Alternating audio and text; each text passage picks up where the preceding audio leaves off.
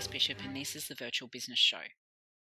They're a generation who grew up seemingly already understanding tech, surrounded by constant 24-hour entertainment, who grew up with influencers instead of role models and mentors, used to instant gratification, information right there at your fingertips, always on connectivity, vanity metrics, and they are also the next generation of virtual assistant. We had a rather interesting discussion, if you can call it that, in a VA Facebook group the other day around behaviour, and it became very clear very quickly that some of the new crop of VAs has a very different understanding of ethical professional behaviour and what industry groups are actually about, despite that their purpose is usually written right there in the group description. Some groups on Facebook have changed from their intended purpose of being spaces where VAs can learn from each other, grow, have questions asked and answered, network and thrive, to spaces that are regularly spammed. There is a clear lack of understanding of what a VA actually is, or they're used for list or member poaching. Whilst groups do allow members to post links to their offerings on particular days, although some not at all, the general rule is questions posted on Group A should not encourage members of Group A to head on over and join Group B for the answers to said question. In the spirit of learning and growing and building your business, answer the question in the group within which you posted it. If you don't, you are list poaching, and that is unethical.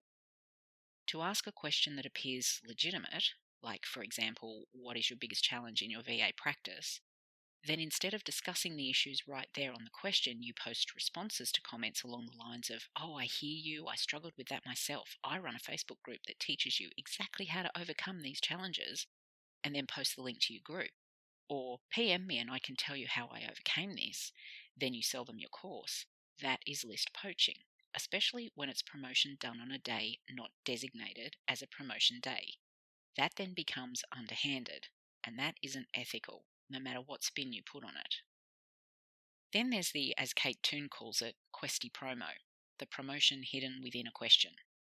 I have this new whatever and need advice on how to promote it. Facebook group members and membership lists of VA directories are the intellectual property of the group and list owner respectively. When you spam a list on a Facebook group encouraging members to join your group so you can then sell them your offering is the same as data mining, and it's unethical. Just the same as blog posts, podcasts, training courses are the intellectual property of the creators, and it is unethical, not to mention a breach of copyright, to take that content and pass it off as your own.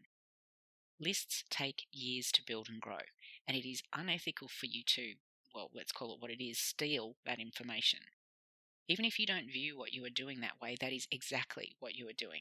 Inviting people to your group from a group you have joined primarily for that purpose is stealing. It would seem that some of the younger new generation of VA disagrees. They don't consider this unethical at all, but just doing business. I guess this makes sense when you've joined a program already in progress. The VA industry has been going for over 30 years, but our new generation seems to think they started it. The global pioneers of our industry started literally from the ground up at a time when the internet was either in its infancy in some countries or didn't exist at all. These pioneers became mentors, and the next generation then built on their predecessors' work, creating an industry that was well respected and professional. Codes of ethics were formulated, and whilst there is no governing body for the industry that sets uniform standards, the basics of good business practice are there, and pinching other people's hard-earned lists of members isn't one of them. Many of the people engaging in this type of behaviour whilst calling themselves VAs are selling coaching or training programs to others wanting to be VAs. And many of them are coming from literally 12 months in business themselves. You cannot, and I don't care who you are, say that you have a proven methodology for running a successful VA practice when you've barely even hit your first tax period yet. What you have done is work out that there are people out there training, you can do this too, and there are people out there willing to pay you. Just fake it till you make it, which is precisely what I've heard one of these expert trainers tell their students to do. And if that's your business model, then more power to you. But you're not teaching people how to run a successful VA practice. Because to be blunt, if you were running a successful VA practice, you wouldn't need the extra income from teaching others how. You simply wouldn't have the time. And by VA practice, I'm referring to the definition of a VA, a solopreneur in private practice serving a stable of clients individually, not a multi-VA practice, which is a different model entirely. The member who took direct offence at our Facebook group discussion told me quite boldly that no, you're wrong. You can indeed be the owner of a successful business in less than 2 years, in 3 months, in fact. It just depends on your definition of success. Now, there's no doubt that people have different definitions of success, just as they do different definitions of what's ethical. But at the very least, if you are going to start a business, there are pretty standard reasons why that are common to everyone. These might be things like to be autonomous and not reliant on a paycheck, or you'd stay employed. To have a regular stream of paying clients or ones that stay with you so you can keep your business going. That you can pay the bills. Some want to get rich, but a lot just want to be comfortable without having to answer to a boss. That you can have your income exceed your expenses, or that you can improve your quality of life. You need a few years under your belt, in my opinion, before you can say that you have proven strategies for success, regardless of your individual definition of success. I'd ask, are the strategies you use to start your own practice relevant to the people you're teaching? Have they evolved to remain effective in the ever-evolving business environment? Your strategies might have worked for your particular practice, but will they work for mine? In my country or culture? In my industry, specialty or niche? Does the model transition changes in economy or, as we saw recently, pandemics? This young VA told me that she was a success because she could be available for her children. What if I don't have any? As a business consulting client of mine put it, it's easy to say what to do, but what about the how, the implementation? And if you haven't implemented the how, then how can you teach it? There are well-known existing metrics for success. They're called your profit and loss and balance sheet. Everyone from Apple down has those. And 3 months' worth of data isn't enough of a metric to gauge success, not by any recognised definition. Is the business profitable? What does the P&L look like and the balance sheet? How many paying clients, not students, do you have? Do you get referrals? Do those clients, not students, rave about your service? Do you appear anywhere online other than Facebook or Instagram? What I think we have here isn't a difference in the definition of success so much as a difference in business model. If your business model is to earn an income from people paying you to teach them to set up their business, no matter what that business is, then that's one thing.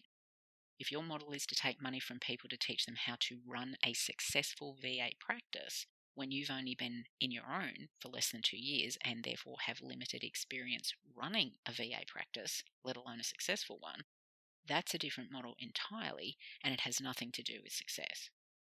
If your business model and my idea of what I want my business to look like aren't aligned, how can your success translate directly to my success? If the model is merely a spin on the Tim Ferriss 4-hour work week, where in fact you're an agency, what if the people you train don't want to be an agency and manage a team of others? What if their individual circumstances make it unwise for them to run an agency model business because of the tax and employment-related implications? There is a whole other episode on training and making sure that you do your due diligence on whoever you pay to train you, so I won't rehash it here.